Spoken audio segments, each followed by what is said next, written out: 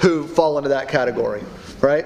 I don't know Solomon personally. I don't know where his heart was. But I know that there are people in our culture who would say, yeah, I love God. But their lives don't look like God really has any bearing on them. Like it doesn't make much difference in their lives. And I think that's what we see in Ecclesiastes is that the idea that God is there, He's real, He's present, but He doesn't really bear any weight on us, right? Let me read to you just one paragraph really quick out of, I have the Fire Bible, like a study Bible, and it has the really great, I love all the little outlines and everything. Just the first paragraph, it says, the title of this book in Hebrew is Koheleth. It comes from the Hebrew word kahal, which means to assemble. It literally means one who holds and addresses an assembly. This word occurs 7 times in the book. It is also translated as preacher. The corresponding word in the Septuagint, the Greek, is Ecclesiastes, from which the English title Ecclesiastes is taken. Thus, the entire work is a series of teachings by a well-known public speaker. Does that make sense? Solomon never, they technically have to say that the author is unknown, but by what we'll read tonight here, it's pretty clear that it's Solomon, David's son. The very first verse, it says, the words of the preacher, the son of David, king in Jerusalem. Okay, well, son of David, so that narrows it down, right? But king, well, only one of David's sons was a legitimate king, and that was Solomon, right? Then as you see his description of himself, this person having wisdom and great wealth, we're going to look right now and see it's almost irrefutably Solomon. Does anybody have any other thoughts or theories on that? Yeah. Here it says author, traditionally Solomon, but may be the work of a teacher who calls himself Koheleth. Yeah. And that's that Koheleth, that's the word that means preacher or one who assembles.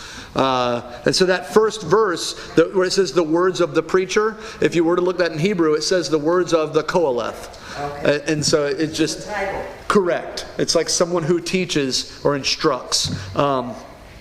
So there are people who say, well, it may not be Solomon. It may not be, but it's Solomon. All right, go to 1 Kings chapter 3. I'll just read some quick things to you for context. 1 Kings 3, start in verse 5. In verse 5 it says that at Gibeon the Lord appeared to Solomon in a dream by night. And God said, ask what I shall give you. And Solomon said, you have shown great and steadfast love to your servant David my father, because he walked before you in faithfulness and righteousness and in uprightness of heart toward you. And you have kept for him this great and steadfast love, and have given him a son to sit on his throne this day. And now, O Lord, my God, you have made your servant king in place of David my father, although I am but a little child. By the way, most everybody agrees he was probably between 14 and 17 when he took the throne. Somewhere in that ballpark. I do not know how to go out or come in, and your servant is in the midst of your people whom you have chosen, a great people, too many to be outnumbered or counted or multitude. Give your servant, therefore, an understanding mind to govern your people, that I may discern between good and evil. For who is able to govern this, your great people? Verse 10. It pleased the Lord that Solomon had asked this, and God said to him, because you have asked for this, and have not asked for yourself long life, or riches, or the life of your enemies, but have asked for yourself understanding to discern what is right, behold, I now do according to your word. Behold, I give you a wise and discerning mind, so that none like you has been before you, and none like you shall arise after you. I give you also what you have not asked, both riches and honor, so that no other king shall compare with you all your days. All right, so knowing that little bit of backstory is going to help us understand the book of Ecclesiastes. Solomon doesn't just have wealth and wisdom. He has supernatural wealth and wisdom. Does this make sense? This isn't just a guy who's a really smart, quick thinker. It literally is wisdom from God that surpasses anybody's wisdom on earth, okay? And his wealth and riches are, again, surpass anybody on earth. So some of the things we're going to read, it makes sense to kind of know that little bit of backstory there, okay? Now, go to chapter 4 and look at verse 20. Go to chapter 4, look at verse 20. And I'm not going to read all of this, but if you take time and read chapter 4, verse 20 through about through the end of it. But starting in verse 20, it says, Judah and Israel were as many as the sand by the sea. They ate and drank and were happy. Solomon ruled over all the kingdoms from the Euphrates to the land of the Philistines and to the border of Egypt. They had brought tribute and served Solomon all the days of his life. Now listen to this. Solomon's provision for one day. Okay, this isn't for him only personally, but this is for his people, his staff, his palace, right? This is the provision. 30 cores of fine flour, 60 cores of meal, 10 fat oxen, 20 pasture-fed cattle, 100 sheep besides deer, gazelles, roebucks, and fattened fowl. For he had dominion over all the region west of Euphrates, from Tifsah to Gaza, over the kings west of the Euphrates, and he had peace on all sides around him. You can keep on reading through that, and you see Solomon was unbelievably wealthy. You see the description of just the food provisions. That wasn't the servants and everybody. That was just for him and his servants and his people. Final little backstory or context. Go to 1 Kings 11. And then we can get started here. 1 Kings 11. I just want to read to you 4 verses. It says, Now King Solomon loved many foreign women, along with the daughter of Pharaoh, Moabite, Ammonite, Edomite, Sidonian, and Hittite women, from nations concerning which the Lord had said to the people of Israel, You shall not enter into marriage with them, neither shall they with you, for surely they will turn your heart away. Turn away your heart after their gods. Solomon clung to these in love. He had 700 wives who were princesses and 300 concubines. And his wives turned away his heart. For when Solomon was old, his wives turned away his heart after other gods, and his heart was not wholly true to the Lord his God, as was the heart of his father David. So this gives us a little context here when we're reading Ecclesiastes. Solomon really embodied what we've talked about before, where the Israelites, it says that they loved or worshipped God, but they served other gods as well, right? And that's kind of Solomon's falling into that. He's doing exactly what the Lord said not to do. He's marrying and going outside of the covenant that the Lord commanded, and he reaps a lot of that, okay? Now, if you guys can, for those of you who may have to turn your head a little, I want to watch. It's an 8-minute long video, and then we'll get into this. Bible Project is really, really good about just giving a big, broad, quick overview, and then we can dive into it. But this is just a really great explanation. The book of Ecclesiastes is part of the Bible's wisdom literature, and it opens with this thought. The words of Kohelet, son of David, king in Jerusalem. Now in Hebrew, the word Kohelet means someone who has gathered people together. And in this case, it's to learn, so it's often translated in English as teacher. And the teacher is said to be a son or a descendant of King David. And so there are different views about who this figure might have been. Many think that it refers to King Solomon, others to maybe one of the later kings of David's line, and still others think that it's actually a later Israelite teacher who has adopted a Solomon-like persona as a teaching aid. Whichever of these views is correct, the key thing is to recognize that the teacher is a character in the book and is different than the author of the book, who remains anonymous. So we do hear the teacher's voice for most of the book, but it's actually a different voice, the author, who introduces us to the teacher in the first sentence, and then at the end concludes the book by summarizing and evaluating everything the teacher just said. So the author is someone who wants us to hear all that the teacher has to say, and then help us process it and form our own conclusions. So what does the teacher have to say? Well, the author summarizes the teacher's basic message at the beginning and right at the end. And it's Hevel. Hevel. Everything is utterly Hevel. Now, most English Bibles translate this word Hevel as meaningless, but that doesn't quite capture the heart of the idea. In Hebrew, Hevel literally means vapor or smoke.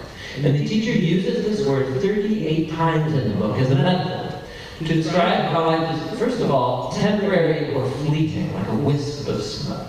But secondly, also how life is an enigma or a paradox. Like smoke, it appears solid, but when you try and grab onto it, there's nothing there. So there's so much beauty or goodness in the world, but just when you're enjoying it, tragedy strikes, and it all seems to blow away. But we all have a strong sense of justice, but all of the time, bad things happen to good people. So life is constantly unpredictable, it's unstable, or in the teacher's words, like chasing after the wind. Now that's kind of a downer. So why is he saying all of this? The author's basic goal is to target all of the ways that we try to build meaning and purpose in our lives apart from God. And he lets the teacher deconstruct these. So the author thinks we spend most of our time investing energy and emotion in things that ultimately have no lasting meaning or significance. And he lets the teacher give us a hard lesson in reality. You can see this most clearly in the opening and closing poems, which focus first of all on time and then on death. So the teacher says, you can spend your whole life working and achieving because you think that makes your life meaningful. You should really stop and consider the march of time. For all of the human effort that takes place in the world, nothing really ever changes. So sure, we develop technology and we build nations that rise and fall, but go climb the mountain and see if it cares. It was there long before any of us, and it will be here long after. I mean, no one's even going to remember you or anything you did 100 years from now, but that mountain, it'll still be there. And the ocean will still be breaking on the beach, and the sun will still rise and set. And so time will eventually erase you and me and everything that we care about. And if that's not disheartening enough, the teacher also can't stop talking about death all the way through the book, but especially in this poem near the end. He says death is the great equalizer, and it renders meaningless most of our daily activities. It devours the wise and the fool, the rich and the poor, no matter who you are, what you've done, good or bad, we're all going to die. And it's inescapable. Yay, happy. So with these two ideas in hand, the teacher goes on to consider all the activities and false hopes that we invest our lives in to find meaning and significance, like wealth, or career, or social status, or pleasure. So you think working hard is going to make life worth it? Think about the stress and the toll that that takes on you, all the anxiety and the sleepless nights. And by the time you actually earn some wealth, you're going to be too old to enjoy it anyway. And then by the time that you have to pass it on to someone, they may not even be someone who cares about anything that you did. Or maybe you think pleasure is going to make life worth it for you. Go for it. You know, live for your vacations, live for the weekend party. Monday always comes. Hevel, Hevel, everything is utterly Hevel. So what does the teacher advocate then? That we become pure hedonists or relativists? Well, no, that would be Hevel too. The teacher acknowledges the ideas from Proverbs that living by wisdom and the fear of the Lord, that these have real advantages. On the whole, life will probably go better for you. See, but the problem is that even living by wisdom and the fear of the Lord, they're Hevel too. Because they don't guarantee a good life. Good people die tragically, and horrible people live on and prosper. There's just too many exceptions. And so even wisdom is Hevel. Again, not meaningless, but an enigma. Wisdom doesn't work the way you think it should all the time. So what's the way forward in the midst of all this Hevel? And here, paradoxically, the teacher discovers the key to the true enjoyment of life under the sun. It's accepting Hevel. It's acknowledging that everything in your life is totally out of your control. About 6 different times, at some of the bleakest moments in his monologue, the teacher talks about the gift of God, which is the enjoyment of simple, good things in life, like friendship, or family, a good meal, or a sunny day. You can't control these things. You're certainly not guaranteed them, but that's their beauty. When I come to adopt a posture of total trust in God, it frees me to simply enjoy my life as I actually experience it, not as I think it ought to be. Because even my expectations about what life ought to be are ultimately hell. Hell. Everything under the sun is utterly hell. And so the teacher's words come to a close. Right here at the end, the author speaks up again, and he brings it all to a conclusion. He says, the teacher's words are very important for us to hear. He likens them to a shepherd's staff with a goad, a pointy end, which might hurt when it pokes you, but he says the teacher is trying to poke you to get you to move in the right direction, towards greater wisdom. The author then warns us that you can actually take the teacher's words too far, and you could spend your whole life buried in books trying to answer life's existential puzzles. Don't try, he says, you'll never get there. And so instead the author offers his own conclusion, and it's this: fear God and keep his commandments. This is the whole duty of humans, for God will bring every deed into judgment, every hidden thing, whether good or evil. And so the author thinks it's good to let the teacher challenge your falsehoods and remind you that time and death make most of life completely out of your control. But what gives life true meaning is the hope of God's judgment. The hope that one day God will clear away all of the hell and bring true justice to our world. And it's that hope that should fuel a life of honesty and integrity before God, despite the fact that I remain puzzled by most of life's mysteries. And that's the wisdom of the book of Ecclesiastes. Okay. So I don't think I'll ever forget that word. Hevel. And I'll probably use it. Yeah. This is just... When you walk in and the dishes are dirty, and you go, you know, it's just Hevel to clean this. They're just going to get dirty again.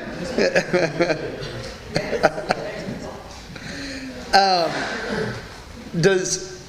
Kind of between heaven and hell. What's that? It's kind of between heaven and hell. The word. Yeah, oh yeah, I guess you could say that, yeah. And it's heavy. Hevel, never mind. Did anybody ever try or wish that, like, your kids when they were little and cute, you could just keep them that way because they're just little and cute and squishy and all that? Pretty impossible to do, right?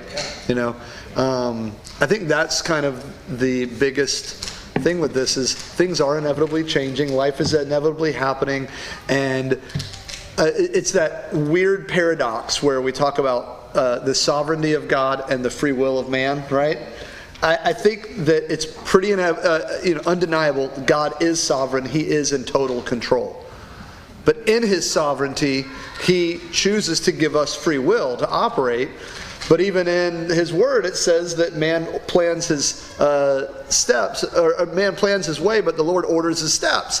So it's kind of this funny paradox of how we have this, how things operate with our free will and God's sovereignty. It's clear he didn't make us robots and puppets that have no say in things, right? We're free to make good decisions, bad decisions, things like that. But at the same time, there are certain things that are just utterly out of our control, right? And so instead of being depressed by that, it can actually cause us to have comfort, depending on how we look at it. Yeah.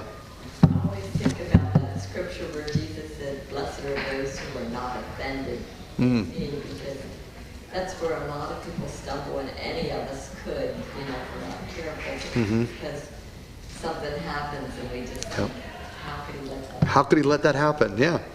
Yeah, we talked about that a couple weeks ago in the sermon about suffering. As we may look at suffering or something we're going through as being meaningless. Why would this happen? There's no point to this. No, God can give it purpose. It may feel meaningless, what you're going through or what's happened to you. You may think, I can't see the good in this. Where's the good possibly at in this? And it doesn't seem like that from our perspective, but God says, I can make it good if you give it to me. I can turn it into good, We use the analogy of a baseball bat. It's an inanimate object. It can be used to win a championship or to break a window, depending on whose hands it's in. That suffering, that hardship, that trial, that abuse, that whatever, in your hands could result in bitterness and problems. In God's hands, it can become something beautiful. That dream that Rod and Debbie's son had, it really pushed him over the edge. Because if he hadn't had that cancer, that was the grace of God. Yeah, almost. it really was. Because he had to make a decision, and he realized what he had poured. Yep. That's what he was drawn to. Yep. That's good. If you think about that way too, when we think about suffering, Mark 8, Jesus says, what does it profit a man if he gains the whole world and loses his soul? Right? Okay, so we are sad that we lost Jordan. That's terrible for us. But he's literally gained eternity in glory. And if it took cancer to turn his heart, praise God. That's wonderful, you know, for him. And if we truly believe in eternity, right, then there is no time. It's like that for him now. I've often said about, well, two things. You know how people always say that when you go to heaven, you get to see grandma and you get to see the people that went on before you? I think you do. The Bible makes it pretty clear you see them. But I think you're not really going to care as much as you think you do. Yeah. And they're not going to, you know, you're all focusing on Jesus and the glory of God. You know, I'm sure you're going to greet each other and all, but it's going to be like, hey, oh, look at him again. You know, I don't think it's going to be a long, drawn out, oh, I've been waiting 50 years to see you. I think we're going to be pretty overwhelmed by the glory of God. And so I think we have a perspective that is beyond this place. Look at verse 2. We read verse 1. Look at verse 2. Okay, Ecclesiastes verse 2. It says, vanity of vanities, says the preacher. Vanity of vanities, all is vanity. Is anybody familiar with nihilism? It's a philosophy started by Friedrich Nietzsche, and it's nihilism at its core. I'm boiling it down.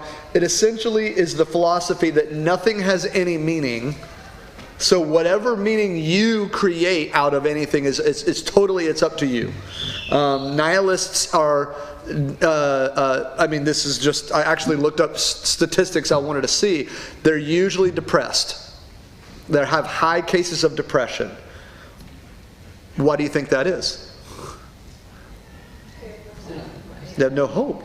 Like, what else? What is there to look forward to when you believe that there's no meaning to life? You have nothing. There's no hope that you have. He's not the world's first nihilist here. When he's saying vanity of vanities, it is exactly what he said in the video. It's Hevel. It's not saying that life has no meaning. What he's saying is life apart from God is meaningless. I wrote down here, this is my own little S.M. Hudson thing if you want. Solomon is not saying that life can't have meaning or purpose, but that the purpose for life can only be found in God. That makes sense? Let me say it again. Solomon is not, when he's saying everything's meaningless, Solomon's not saying that life cannot have meaning or purpose, but that meaning or purpose can only be found in God. Okay? And then what he read there at the very end, Ecclesiastes chapter 12, verse 13, it's the next to last verse. Okay? Let's just jump over there really quick. He covered it in the thing, but it's so true to see. Solomon has not turned his back on God. He's not advocating that life has no meaning, but meaning can only be found in God. So Ecclesiastes 12:13 says, the end of the matter, all has been heard. Fear God and keep his commandments, for this is the whole duty of man. Okay?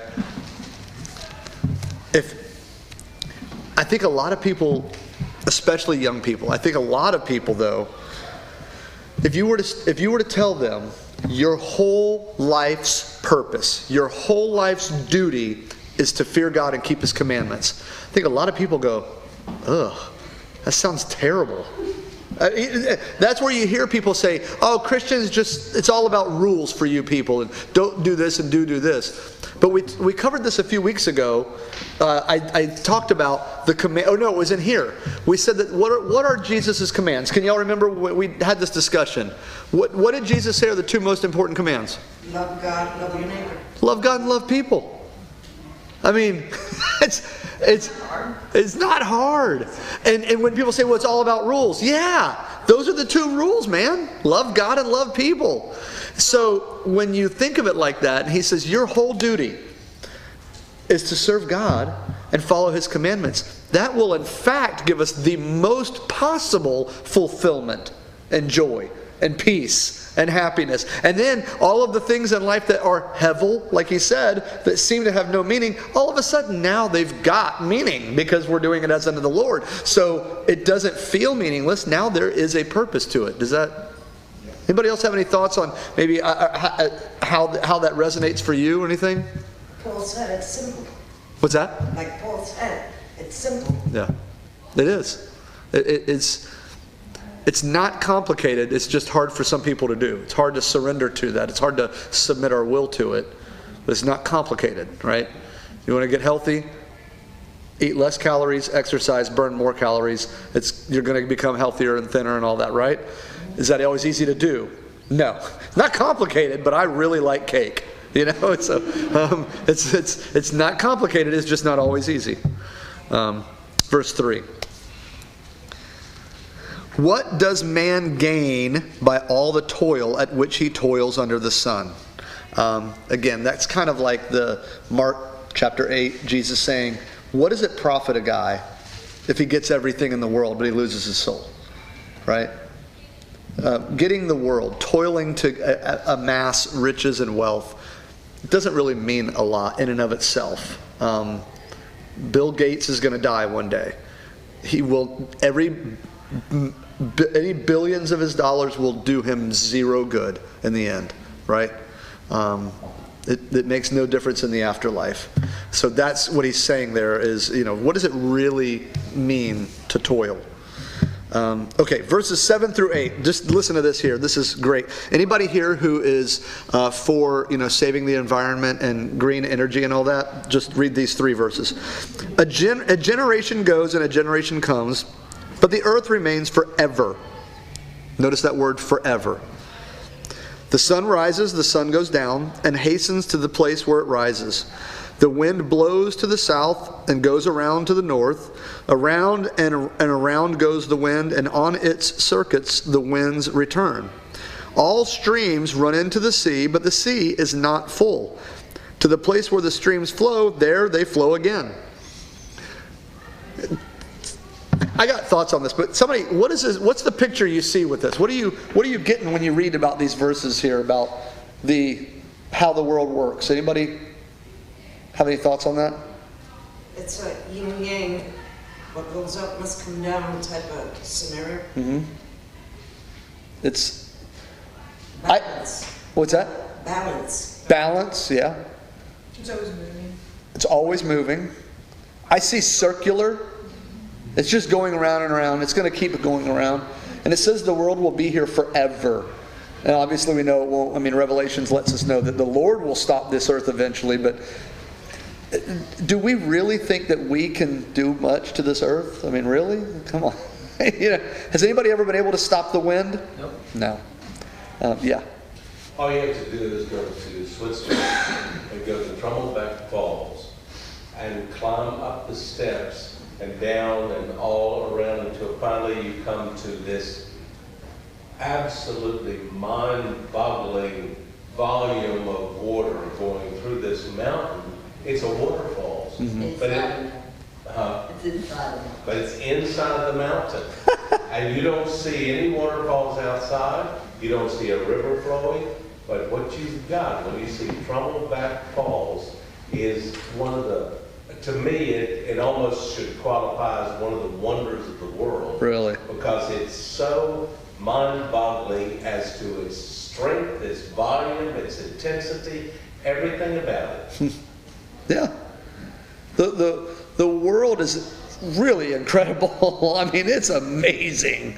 And when you think, this is why, by the way, when Jesus he literally just said, hey, stop it, be still.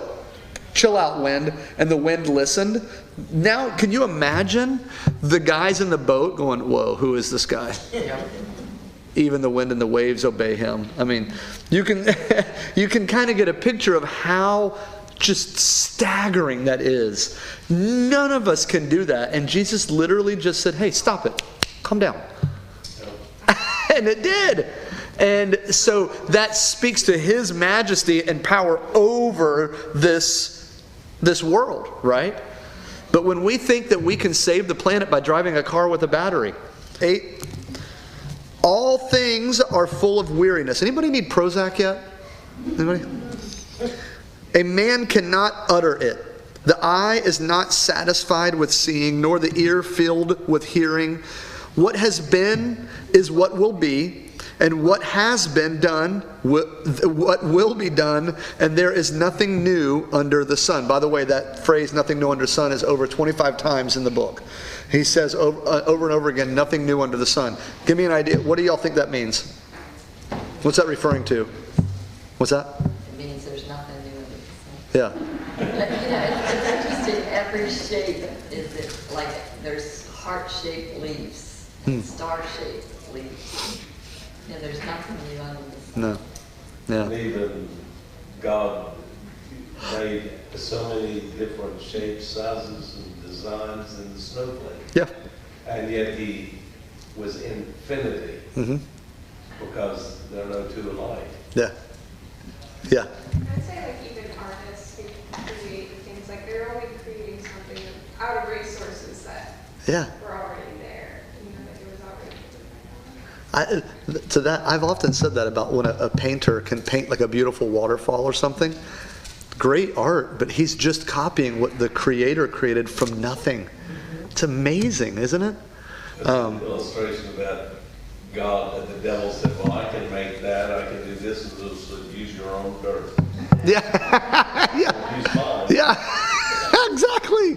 It's really, I mean, it really is incredible. This book is sobering, but it should inspire us to just be in awe of the majesty of God. Yeah. Well, reading this, I guess my perspective on it is listening to it is coming from the sense maybe, Don and I were talking about this just this morning, we read something in our devotional that started, it was how really very self-centered our life is. And everything in it, even as Christians, you know. And instead of being God-centered, it really all comes down to us. And that's the feeling I get here when he's saying everything is just as it was, and there's nothing new under the sun. From the perspective of really no matter what I do, it doesn't matter. Someone's already done it. And everything goes on like it always has, even the world. And it's almost like, according to his perspective, it doesn't really matter if he lives or dies because everything goes on in spite of anything in his life. You know what I mean? Yeah. Like, whoa, the world doesn't stop because this happened to me. It keeps going, and I really think that I don't know, just kind of this self-centered perspective. I think that's a good point. I know when it says the world goes on as it always has been. Well, to me that's comforting, not Yeah. because I know I get up almost every morning. I have a chair by our front window. I open up the shades, the lights. The world is starting to come to life. I make my coffee and I sit there, and that's how I start my mornings. It's just this, you know. And when I've been going through something, especially at night when it seems huge in your head, and you get up in the morning, and I sit there, and I look out, and I see the trees, and I see the blue Florida sky, and I just see beauty, and I sit there, and it makes what I'm going through small. Yeah, yeah. And I thank God that every day is a new morning, Yeah.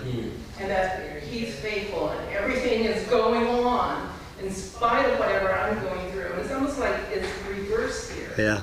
Where it's like, hey, wait, everything's supposed to fall apart because I'm falling apart, Yeah. and it's not. So what's my life mean? You know? And I think mean, that's kind of the way. when we're trying to find meaning in ourselves, Yeah, relating it to you know, ourselves. okay, so I have this thing at the top. Okay, this is funny. This is a reminder to myself in my phone. You know the Notes app where you can take notes? The top of it, I made like the header, and it says, so I see it daily. It says, your greatest strength can become a weakness if it's not submitted to God. Because someone who's ambitious, a go-getter, and they want to build, they want to do architecture, they want to make things great, That's not a bad thing, is it? Didn't God give them that heart desire, right? But when it becomes about them and I'm going to build, I'm going to create, then when they don't get recognition or it, you know what I'm saying, it doesn't work out, you're right. Then they just feel like, well, what was the point of that? Well, it's not about you. Yeah, I mean, I like what you said at the very end when he said, focus on friendship, family. And I'll give an example, I could give two, but I'll give an example of that for me, that was personal, is Thanksgiving comes and it was always at my house. Well, if you look at all the Norman Rockwell pictures of carving the turkey, all his pictures about anything is this perfect Americana, yeah. Americana. And I would envision this, families coming, we're going to have fixed dinner and sit down, and we're all going to share our Thanksgiving, and we're all going to eat slowly and enjoy each other. And I would just have this, and that's what I would work for. And then Thanksgiving comes, and we all bring our food, and everybody's running around screaming, kids are screaming, and you're getting the stuff on, and everybody gets it, and they eat like in 5 minutes. Wait, is the football game on? And I would build it up in my head, but it never was the reality. Yeah. Yeah. And so it would just bum me out. Well, I'm not doing this next year. But what I came to realize is, forget that. Yeah. Enjoy the moment, however it comes. You're with family, if it's hectic or not, if it isn't exactly Norman Rockwell. Yeah. Well, whatever, enjoy the moment. Or like planning a vacation. You plan and plan, and then you go on vacation. It's like, well, that is not what I thought it would be. And you come home and you need a vacation. Yeah. There's this letdown. Yeah. Because you built something up, and it's like that hevel, vanity. Well, I'm spending all that money for that. Aren't we prone to do that? Oh gosh, yes. It's so. What he's saying is, we build things up, and then when we reach for it, because it's really kind of still all about me, and what I want, or the thing, and then we reach for it, and it doesn't live up to that. Yeah. And so then we're. And I like you pointed out, because towards the end of that, when he had like the 4 little sections, faith, or family, whatever it was, I forget. But he says, a very small little sentence, he said, it's better to just accept or enjoy things as they come instead of as you think they ought to be. And we do that. Most of our disappointment is created by our own expectations, where we think, well, it should be this way, and because it's not, then we're like, well, then that didn't work out. Yeah, maybe you had the wrong expectations, yeah. It's all about perspective, no? It really is. Yeah. I'll tell you guys, Celeste isn't in here, but she would, I guarantee, agree with this and say this. She taught the young girls in youth group this. We did a night where we took the boys and I talked to them, she talked to the girls. And I knew she was going to say this. We talked about it. But she said, I want to tell you guys. She said, when I got married, she said, I fully expected a prince and a shining armor. And she said, he's not. She said, he's not. She said, for the first few years of our marriage, she said, I was terribly let down. But she said she realized that she got that idea from stupid things like Disney movies and things where they feed young girls, well, this is what marriage ought to be like. And she said, I went into it thinking, he's going to be like this. And because I'm not, she was very disappointed in me the first few years of our marriage. And so it's what you said, we have these expectations or perspective of, well, this is how it's going to be. And then when it's not, we go, well, that was a waste of time. That was hevel. Yeah. And then depends where you have the perspective for them, because I was listening the other way, just finding that we was mentioned, like when they were they went to the promised land, they went with 12 guys. Yeah. So 10 they came saying like there's giants, and 2 they came and said, oh, there's a big grapes. Yeah. It's what they focused on. Yeah. So they focus on the grapes, they focus on the Jew, they focus on that. The God sent them to get the best, and the other people went, and so the giants, that's a big problem. So never mind. Yep. So it all depends how you go there. But if you are focusing like, what is God telling you, you are gonna get the Jew, you're gonna get the best. Yeah. That's great. The perspective will really change everything. What were you going to say? It reminded me of a story. This lady goes to the doctor, And she tells the doctor, everywhere she touches herself, it hurts. So the doctor checks her arms, her legs, her chest, everything. And she says, well, what is it? What's wrong with it? He says, your finger's broken. Yeah.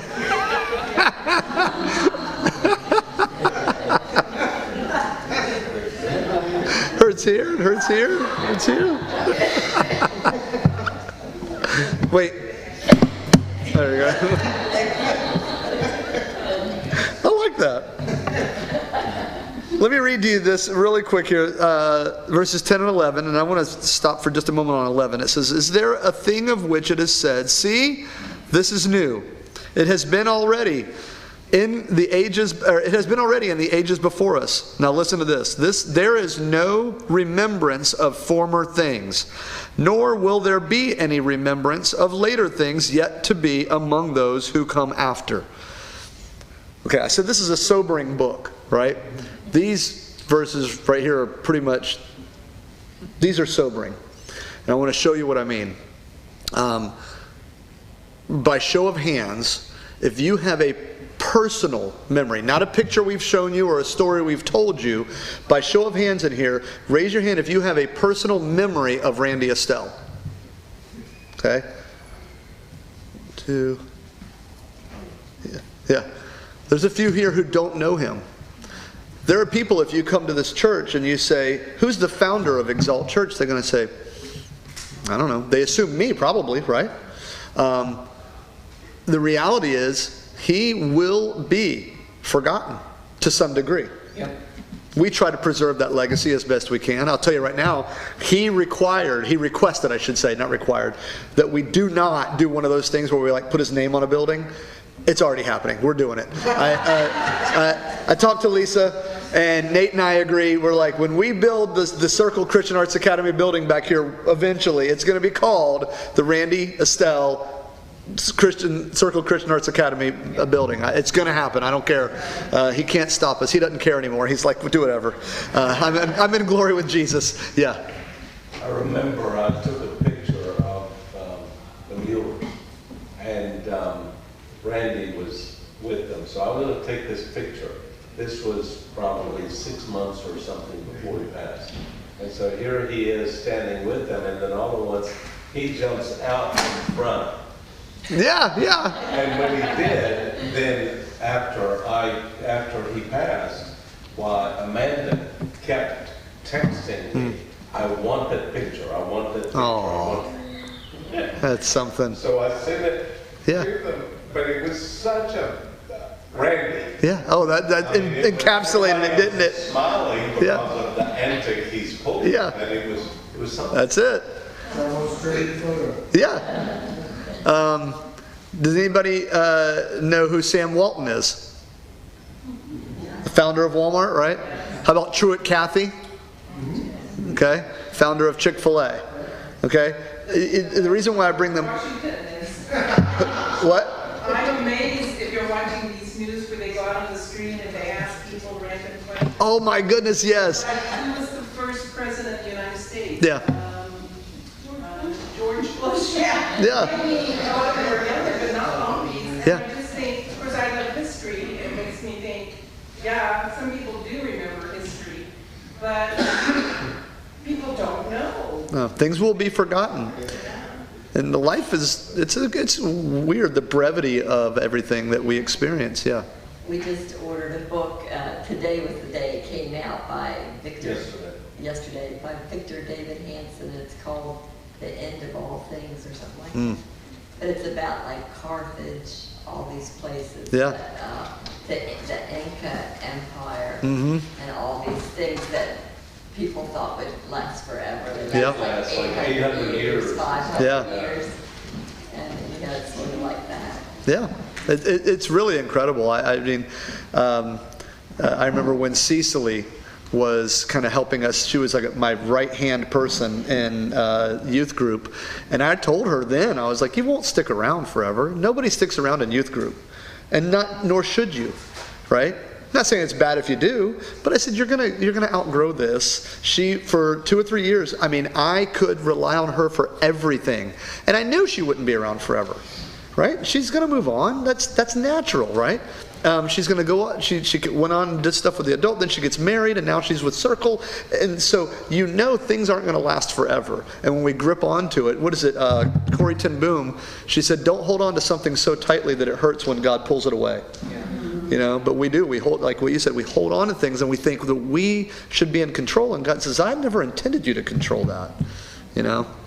It's like I said, sobering. It's very sobering to think about all of these things. All right, verses 12 through 15, it says, I, the preacher, have been king over Israel and Jerusalem, and I applied my heart to seek and to search out by wisdom all that is done under heaven. So he's starting out, we know that Solomon started out good, because he said, God, now I'm the one to be rich. I don't need to kill all my enemies. I just want to be wise and do the right thing. So he started out good, right? And right here he says, I applied by wisdom. He says, I want to find out everything. He was a curious guy. I want to find out everything, but he starts out by wisdom. It is an unhappy business that God has given to the children of man to be busy with. I have seen everything that is done under the sun, and behold, all is vanity and a striving after the wind.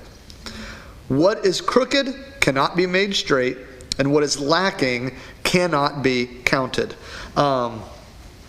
Just an interesting thing. Solomon was kind of uniquely blessed to be able to do this.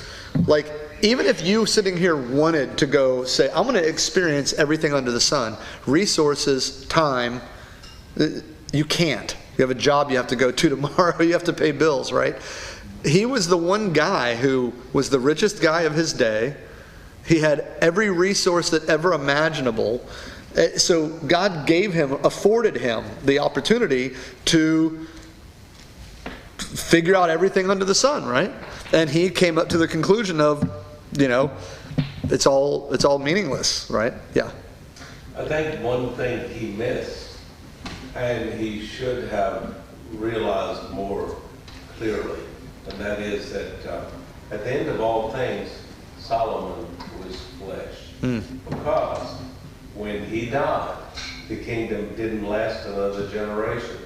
It was divided, torn literally apart by Jeroboam and Rehoboam.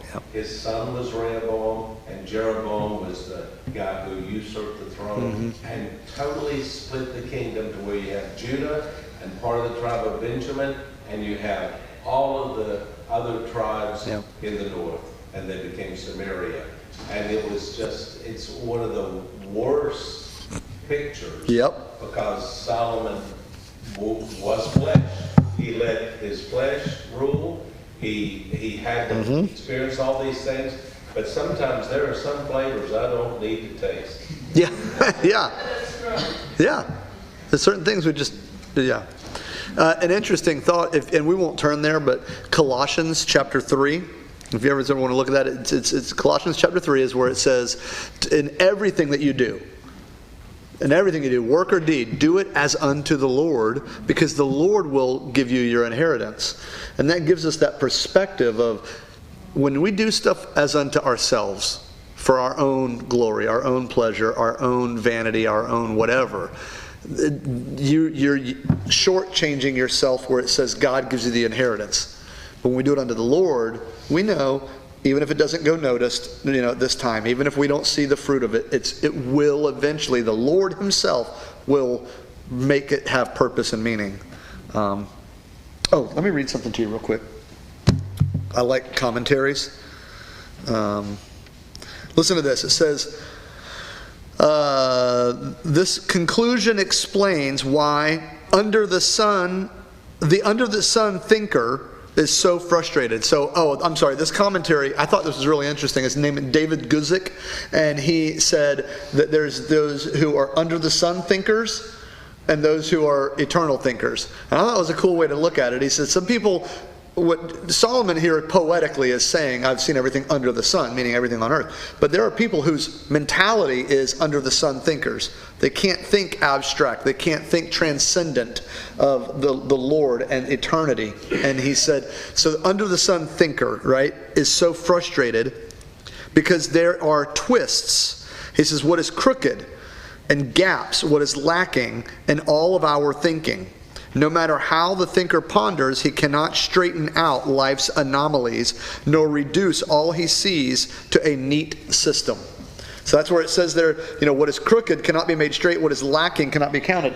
Well, not under our strength. We can't make sense of all of these anomalies and these things that we can't figure out why it happened. God can, though. But when we are under the sun thinkers, temporal thinkers, or natural thinkers, we tend to get frustrated with things that don't go quite our way, right? Under the sun thinkers think of what's right in front of them. Yeah. Yeah.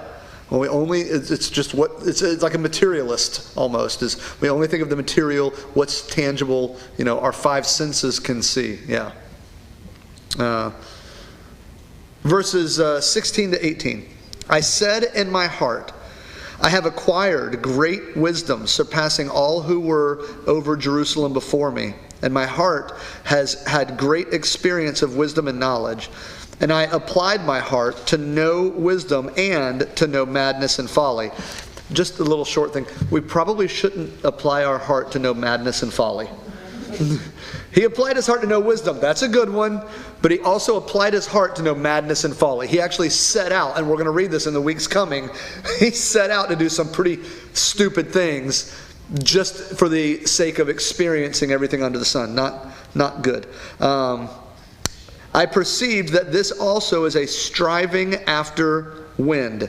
For in much wisdom is much vexation, and he who increases knowledge increases sorrow. What do you think of that? What do you think of that? Is he telling us that we should be dumb and not try to find wisdom? Right? No. Remember in the Garden of Eden, the tree that they were told not to eat of, which was the knowledge of good and evil? I mean, that just popped into my mind. Why would God say, don't eat that tree, knowledge of good and evil, but eat of the tree of life? That's fine, or all the other trees. Mm-hmm. And that just made me think of that. And he says, I determined to know knowledge and madness and folly, which would be like good and evil. That, like you said, that right there is maybe the beginning of where you went wrong. Yeah. We open ourselves up to that. Yeah. I don't remember when it was a few weeks ago I said that ever since that, we've had this insatiable, like a relentless pursuit of knowledge. Ever since then, because we ate that fruit and now it's something happened where we're never satisfied. Isn't that weird? Like we just always want to know more. The Bible says that knowledge in the last days, knowledge will increase. Like we just can't get enough. And it sounds like a good thing. Who wouldn't want to be smarter and gain more knowledge? That sounds good in theory, but what happens is we're never content. And there was contentment before that. God said, you don't need to know about good and bad. Paul says, I think it's where it says that knowledge in itself just puts up. Yes, he did say that, yeah. And, that's pride, basically. Yeah. And that leads to not very good consequences. Yeah. But anyway, Yeah. it's interesting how it all kind of fits in together. What were you going to say?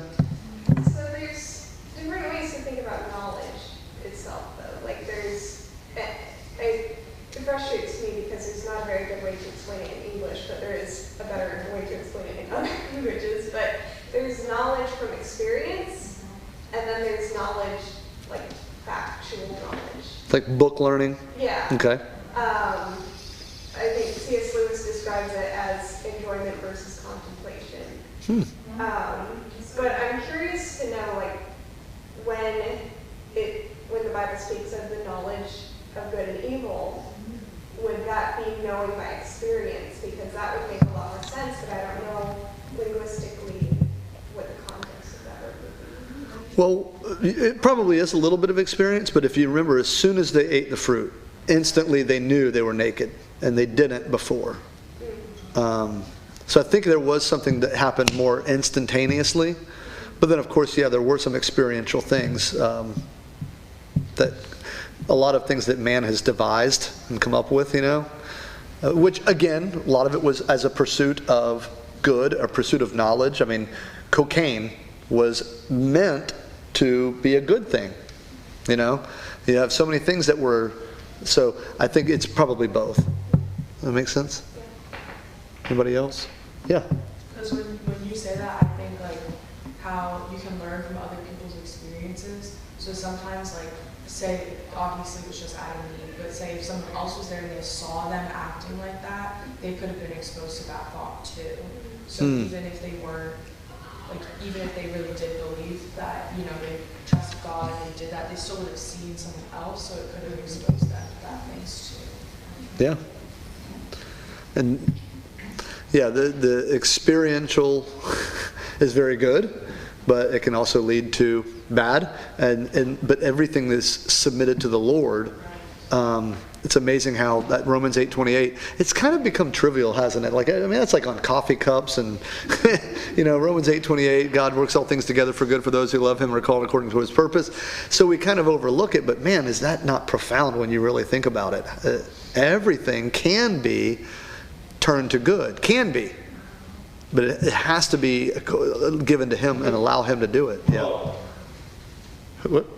I was going to say, on that thought, I was just thinking, it actually is, everything is turned for good. It's not that it can be, but is it for your good? Because are you in the will of God? Because it is for everyone else's good. And in an ultimate good, yeah.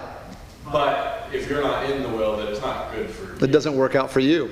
I just think it's interesting. There's a scripture where Paul said all things that were written in the Old Testament are for our learning, for us to learn from. And so you're right. The Lord used Saul, for example, or Samson, and he made good out of it because for thousands of years it's taught all of us. You know, it's taught people, but it didn't work out good for him. Yeah, that's a good point. I like that. You know, it's the peeling of the one layer on the onion. And it's amazing how we can not know something. What happened that I didn't see that? Yeah. How did I miss that? Peel away the onion, one more layer, and that's what happened when they ate of the fruit.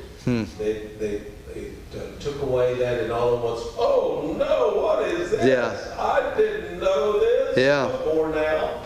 I know it now. And then it becomes a problem, which you then work the rest of your life to compensate for. Yep. It's interesting that I've never thought of this till you said something here, but we've all heard the phrase ignorance is bliss, right? I've never used that in a positive way. You know what I'm saying? I always thought, well, that's a negative. We shouldn't be ignorant. But in the garden, ignorance was bliss. Yes. It was not a bad thing that they did not know about the difference between good and evil. It was a good thing. They lived in perfect, innocent, pure harmony. And it wasn't until after that it became problematic. When they peeled the onion away, all at once a whole new industry of textiles was made. That's where fashion came from. See, fashion's evil. Fashion's... Yes. Just talking about knowledge, whether it's good or bad, it makes me think of Proverbs 2, which was written by Solomon, for the fear of the Lord is the beginning of knowledge. Yeah. It says in the first couple of chapters that a lot.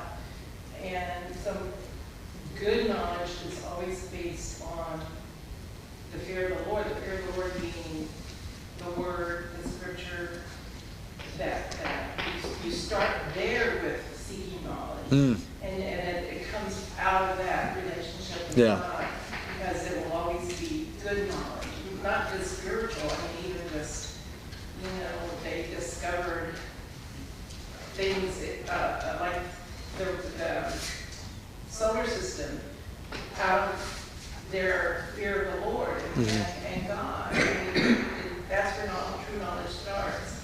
But if you start from the sense of man and our depravity, then it's going to be more.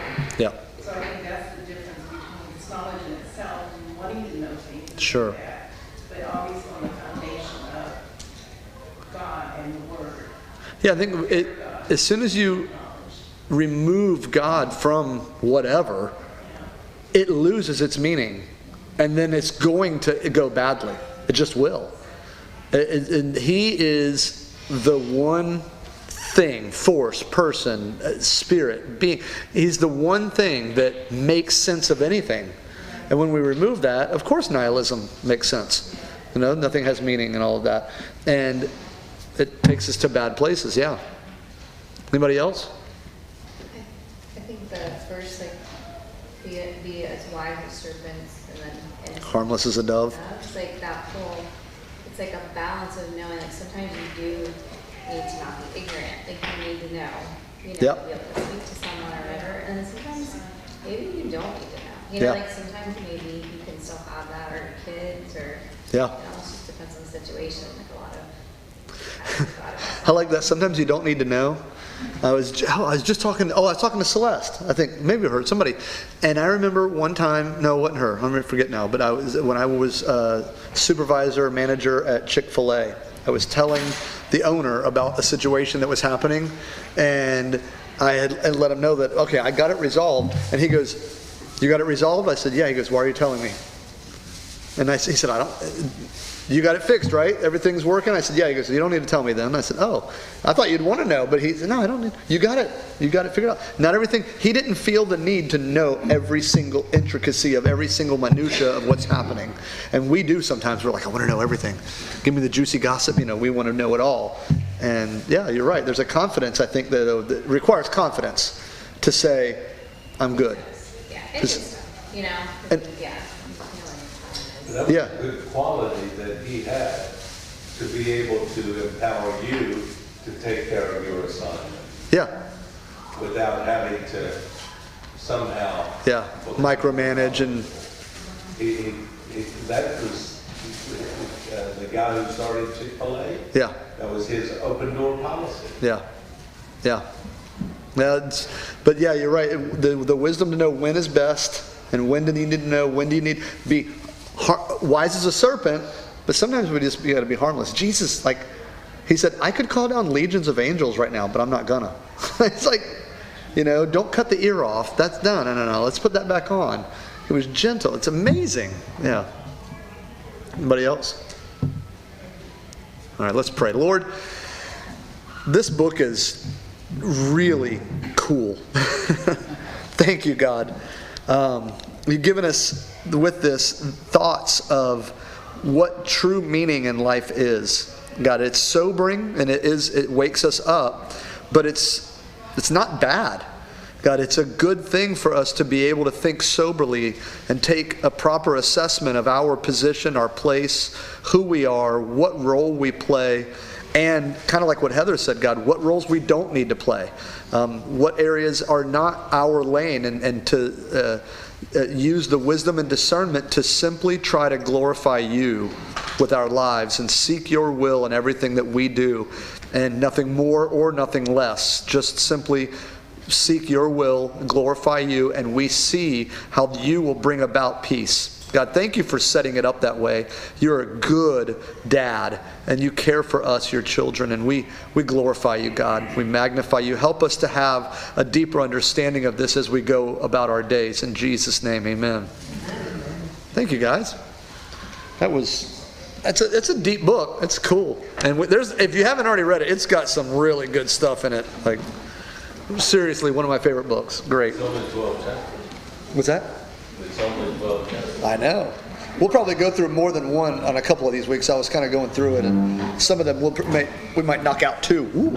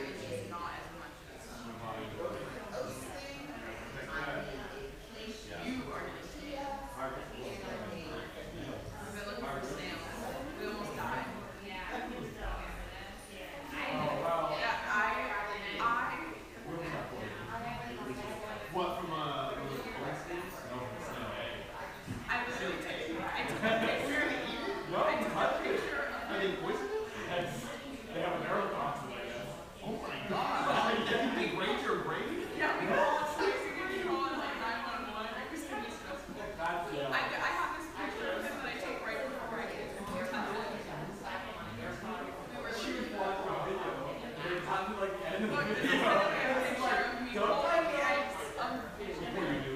Before I do, this picture I said touch it. Yeah. Yes! I told them to touch it. I barely thought we didn't like squish it or anything. Like, it was like, who would have thought still? That's crazy. I've covered in miracles, and they have the trophy, apparently you have to outside, like all like the pieces of them just like have miracles. Also, the right deep, you should on very poisonous. That's what I said. I literally said to myself, I was like, oh, I should know. He was like, did I It was He's like, we just still. Oh. My work in the is, we'll see. Oh, never really like this thing. I think I'm gonna do that. Yeah, so we've been trying to find an apple. They're like they grow up to 6 inches. We're trying to find them. Michelle ordered this river. Yeah, but I cannot find them. I bought hip waders, and I've been getting in the river and trying to find them. I can't find any of them. There's eggs everywhere, so we know they're there. Are they the eggs of the apples? At least, you know what though, to be fair, no, we know they're there. You know what it looks like? It looks like, cheese. You can't tell me I wouldn't get When they pop through, they got silky. You pop them? Yeah, they're aces. Yeah, I touched them all up. But you don't from your hand. Oh, actually, you should do it not in that water. Thank you. I'm so sorry.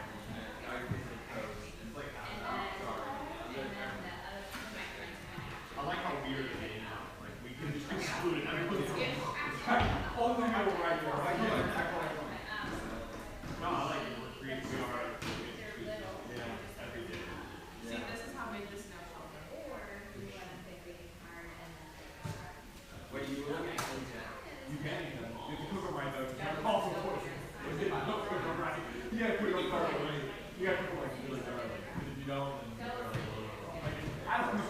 All I know is you can't eat these things, but like, just make sure you cook them well. I'm like, maybe we should be eating them. Dude, escargot is good. I'm on crostini with a lot of butter. It's so good. Yeah, I've heard that the butter ain't good. But it's like the flavor of the stew. I like it. It's like, it's similar to, I want to say like squid. Well, you come to this river and because you get bit by an alligator. Alligator, it's a fish with like, you've got like a snout. No, but I had a stick and he was just, like, they're really still. Yeah. And I put my stick down there and it bit the stick like, and I was like, whoa, because I was like, behind her on the ground, and just like, grab it. And I was like, well, then I'm going to crush it. But he was, I wanted him to get it. I think I should have gotten it because I would have like, You were to grab it? As soon as I got in the water, wait a minute. As soon as I got in the water, it started to. And I probably could have moved faster, but I think it went.